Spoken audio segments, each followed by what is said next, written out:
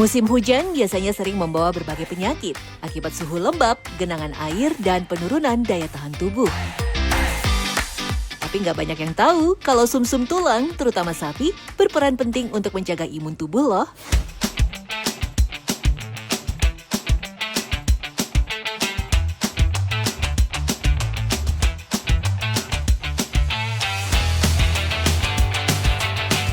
Secret Lovers, untuk menghangatkan tubuh di musim hujan, kayaknya enak nih makan bakso. Bagi penikmat olahan iga sapi, bisa mencoba sajian bakso rusuk sapi dengan aneka varian. Dari bakso lava rusuk yang super pedas, bakso pizza rusuk dengan keju mozzarella, sampai bakso tulang rusuk jumbo. Percaya nggak Secret Lovers? Dari semua jenis bagian daging sapi, justru bagian rusuklah yang dianggap paling nikmat untuk dijadikan bahan utama membuat bakso. Kombinasi tulang dan daging akan menghasilkan kuah kaldu yang gurih serta tekstur daging yang lembut dan kenyal.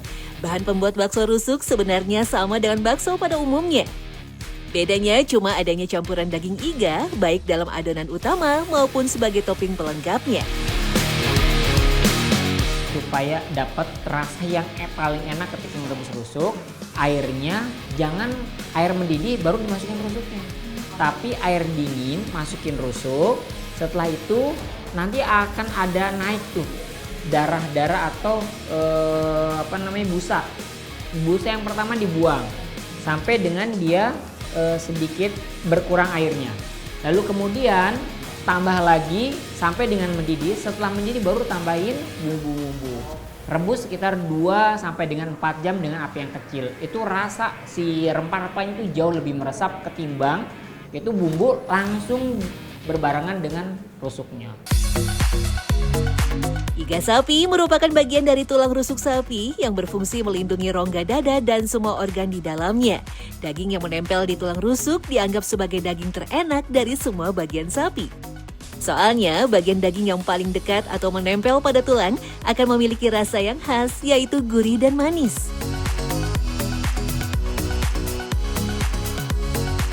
Karena kalau misalnya katakan tulang dan ada dagingnya, ini kenapa menjadi lebih nikmat dan lebih enak? Karena sebenarnya dia tidak menjadi kering. Ketika daging dimasak, dia tuh cenderung akan menjadi kering karena semua cairannya hilang. Ketika dia masih ada tulang, masih ada otot-otot yang nempel di tulang. Jadi dia masih bisa menahan si dagingnya supaya tidak sekering kalau tanpa tulang. Jadi ketika dimakan dia masih lembabnya masih bagus, kemudian masih ada sedikit rasa manisnya, dan juga tulang itu mempercepat proses pengempukan. Berbeda dengan iga yang dianggap paling nikmat, tulang sapi justru kerap dianggap sebagai limbah tak berharga saat pengolahan sapi. Padahal di balik tulang yang bikin gurih kuah kaldu, ada yang namanya sumsum tulang sapi yang punya kandungan nutrisi terbaik, bahkan masuk ke dalam kelompok superfood. Maklum saja Secret Lovers, sumsum adalah tempat tersimpannya saripati seluruh nutrisi dan protein dari dalam tubuh. Sumsum sebenarnya adalah sejenis jaringan spons yang tersimpan di dalam tulang, baik hewan maupun manusia. Tersusun atas sel-sel induk yang berkembang menjadi sel darah merah, sel darah putih atau trombosit. Rasanya yang unik dengan perpaduan sedikit manis dan gurih, ditambah tekstur yang lembut dan creamy, membuat sumsum makin disuka banyak orang. Cara yang paling efektif mengolah sumsum adalah dengan merebusnya sekitar setengah jam supaya rasa dan kualitasnya tetap terjaga. Nah, air rebusan tulang sapi justru akan menghasilkan kuah kaldu yang pekat dan tentu saja nikmat. Tak heran, sumsum sapi sangat cocok dimasak sup dengan tambahan aneka sayuran segar.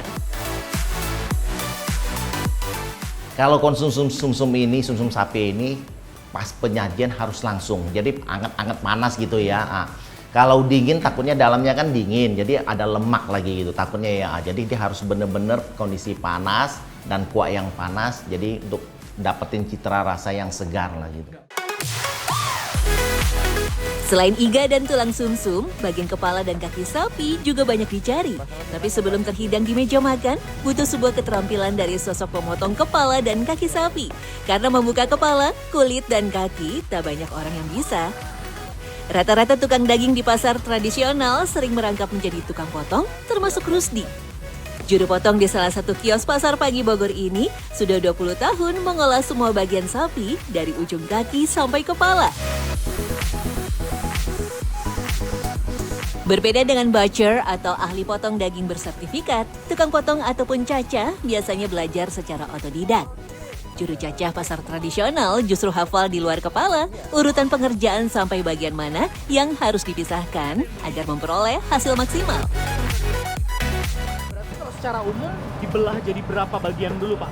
Bagian tulang besarnya itu? Kalau pertama kan kita buka kulit dulu, Aha. terus buka daging. Nah, buka daging udah utuh, tinggal tulang. Kita ngambil dulu ini, Aha. ya biar gampang sama ini. Terus yang susah tuh kadang-kadang kita bongkar otak. Otak Ah, posisinya di mana? Otak di sini. Susahnya gimana? Kenapa Pak? Kalau misalkan dia kena ininya, kena bagian otaknya, otak hancur. Langsung hancur? Iya, kadang-kadang pembeli nggak mau, Oh, gitu. biar dapat otak utuh itu caranya gimana Pak nanti? Ini dibongkar pakai kampak, Harus pakai kampak? Iya, pakai kampak, dilepas, baru dipakai pisau sedikit, Dicongkel? dicongkel. Setidaknya ada 4 langkah untuk memecah dan mencincang kepala sapi. Bagian awal adalah nyeset atau mengelupas kulit luarnya. Selain membutuhkan pisau tipis yang tajam, nyeset juga harus diawali dengan memotong bagian tepat sesuai jalur. Urutannya kalau kulit itu harus dari bagian mana dulu? Dari atas dulu, Dari bagian mana? dari leher atas tuh. Oh, leher atas, leher turun. atas turun ke bawah, ke pas samping. Oke. Gitu. Mm-mm. Ini kan kulitnya nih dilepas, ya, dipisah dulu kulitnya, Hah? gitu. Jadi keadaan si daging kepalanya bagus. Bagus. Kalau ini kan jadi nggak alot. Setelah kulit kepala terlepas, bagian telinga, mulut sampai hidung, serta lidah sapi mulai dipotong. Artinya, semua tekstur empuk yang berada di kepala sapi harus diamankan sebelum tulang dihancurkan. Baru setelah dibelah, bagian otak ataupun mata sapi bisa dikeluarkan. Terakhir, tulang kepala yang biasa dipakai untuk kaldu dibagi menjadi 4 bagian. Satu kepala sapi utuh biasanya dihargai dari 300 sampai 400 ribu tergantung beratnya. Sementara untuk kaki sapi, cara pengerjaannya sedikit berbeda. Sebelum dipotong, kaki sapi harus dicelupkan ke dalam air mendidih agar semua bulu terkelupas dan kuku sapi juga lebih mudah untuk dilepas. Tapi durasi mencelupkan pun harus diperhatikan tuh secret lovers agar daging di tulang kaki tidak menjadi keras ataupun alot. Kira-kira berapa menit tadi nih Pak? Kalau untuk penyelupan ini 5 menitan, ya. Dulu 5 menit. 5 menitan Oke. gitu. Terus Yang lama yang mana Pak? kalau yang susah tuh ngebuang sepatu. Oh, ngebuang sepatu yang bagian ini nih? Iya, bagian ini sama yang di sini nih. Ini kan yang gerak ya. Susah. Berapa menit itu tadi? 10 menitan. 10 menit. 10-15 menitan lah. Oke. Tuh, ya. Habis ini Terus nanti ini kan kebetulan si bapak Apa ini, tuh? bapak juga kan bawa kebetulan ke sini. Terus kalau misalkan kaki itu harus baru langsung jadi ngedadak, jangan ditaruh di freezer. kenapa tuh Pak? Itu susah Pak, nempel pori-porinya. Oh, Gitu. Jadi,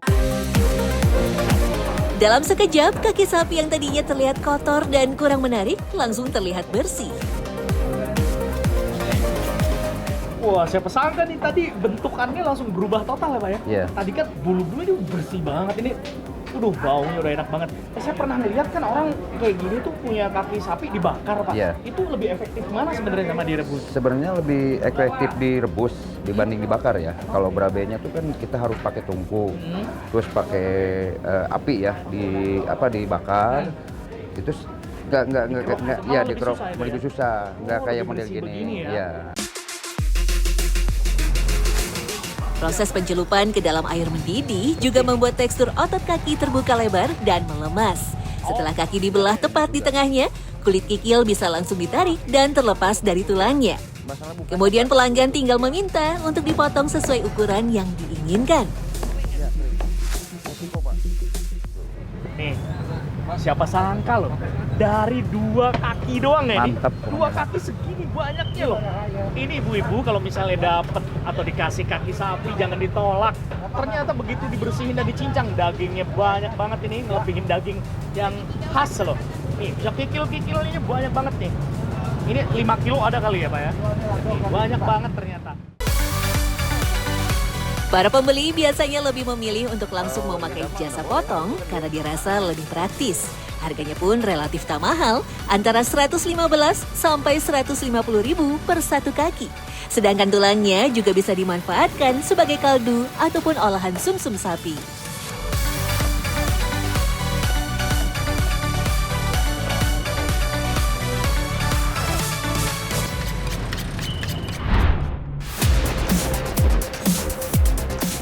Secret Lovers, hadapi cuaca ekstrim, operasi modifikasi cuaca atau OMC digelar dengan menyemai kalsium oksida atau CaO di langit Jakarta.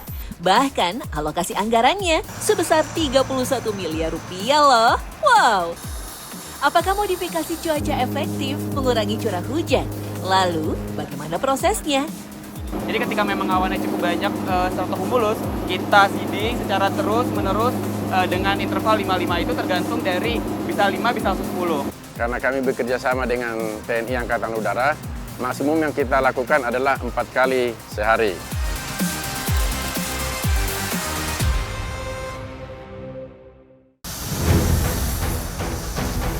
Akibat hujan deras, wilayah Jabodetabek masih dikepung banjir. BMKG menyebut cuaca ekstrim hujan dengan intensitas tinggi masih berpotensi terjadi di Jakarta, Jawa Barat, Banten, dan Sumatera. Guna mitigasi bencana hidrometeorologi atau bencana alam yang dipicu kondisi cuaca dan iklim ekstrim, modifikasi cuaca pun dilakukan untuk mengurangi intensitas hujan di wilayah padat penduduk. Ya, mengupayakan agar sebagian hujan turun lebih dulu di laut atau area yang lebih aman. Berbeda dengan modifikasi cuaca saat musim kemarau yang dilakukan agar hujan turun di atas tanah. Di Bandara Halim Perdana Kusuma, Jakarta Timur, semua proses persiapan dimulai. Di area ini terdapat gudang penyimpanan bahan semai, berupa karung yang berisi natrium klorida atau garam, serta kapur tohor atau kalsium oksida. Bahan semai seberat 20 kg per karung ini diangkut menuju pesawat menggunakan forklift alias mesin angkut yang biasa digunakan untuk mengangkat dan memindahkan barang dengan jarak pendek.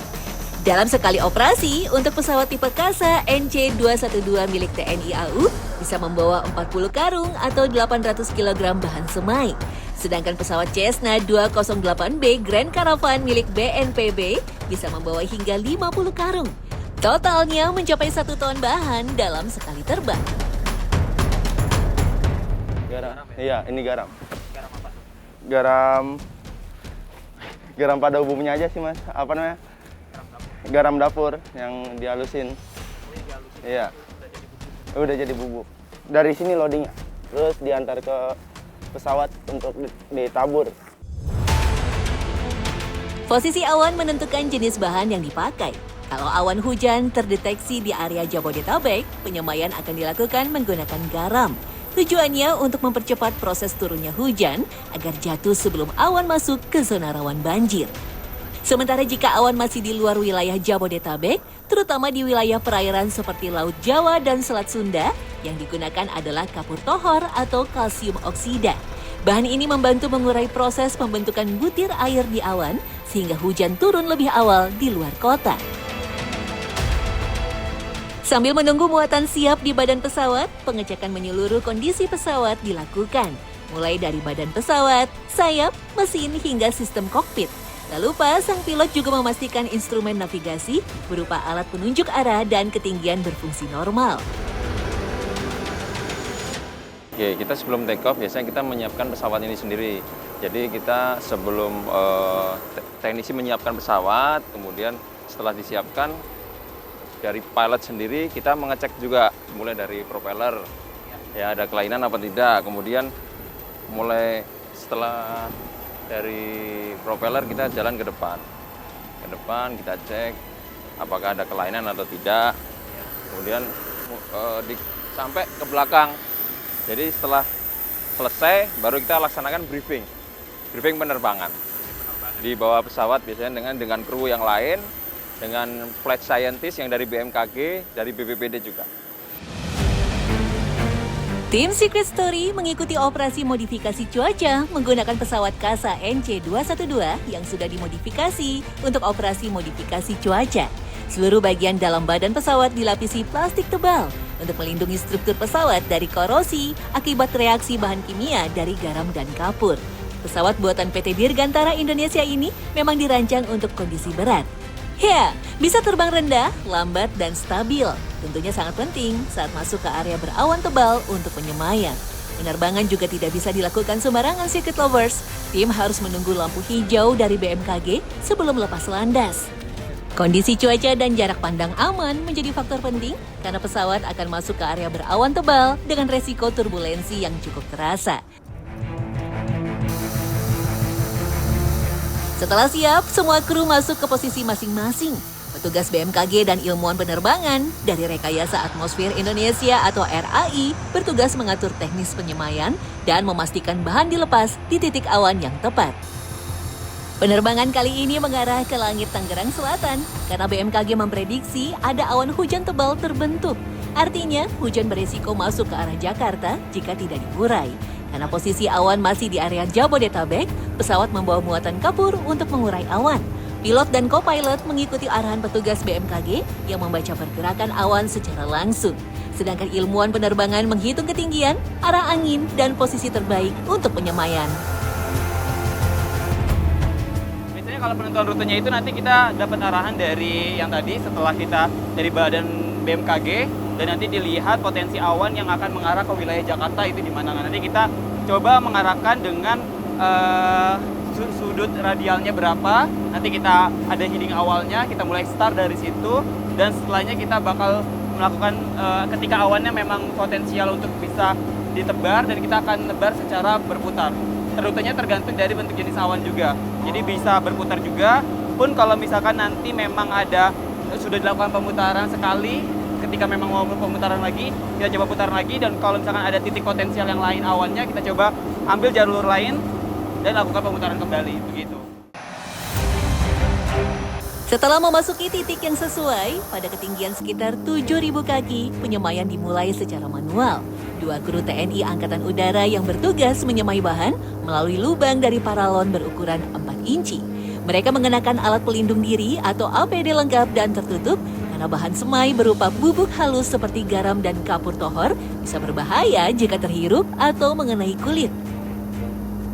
Dalam satu kali penerbangan, penyemaian tidak hanya di satu titik.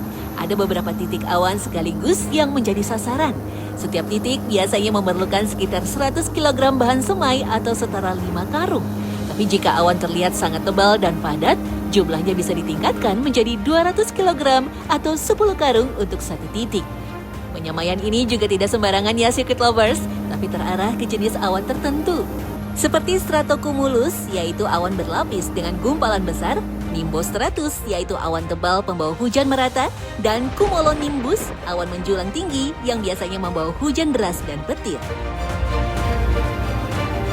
Ini 800 kg CaO, dan sebenarnya kalau tadi saya 55 itu adalah itu tergantung dari banyaknya awannya gitu. Jadi memang selama tadi kan yang kita lihat bahwasanya di bawah kan banyak banget awan ya, awan-awan stratocumulus gitu ya, itu bisa berpotensi yang bakal kita seeding tersebut.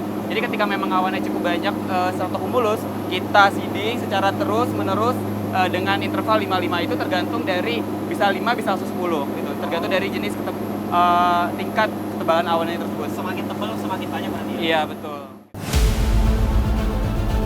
Proses penyemaian berlangsung sekitar 30 menit. Pesawat berputar di sekitar titik awan sasaran, menyesuaikan posisi dengan arah angin dan pergerakan awan. Sejak operasi ini berjalan, intensitas penyemaian terus meningkat mengikuti kondisi cuaca. Selama bulan Januari 2026, BPBD DKI Jakarta sudah melakukan modifikasi cuaca sebanyak 34 kali.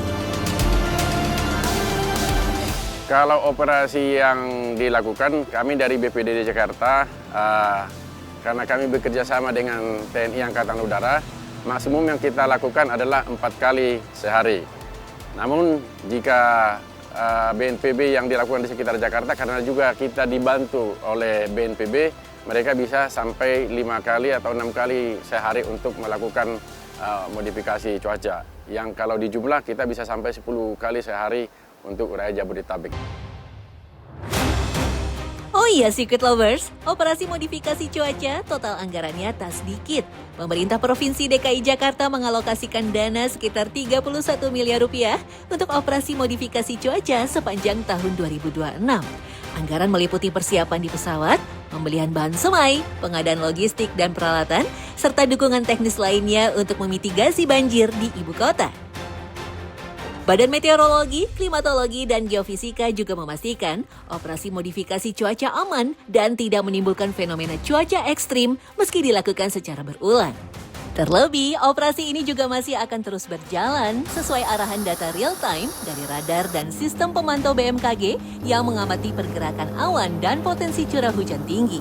Dengan begitu, modifikasi cuaca masih berpotensi dilakukan sampai kondisi cuaca ekstrim di wilayah Jabodetabek berakhir dan potensi banjir menurun.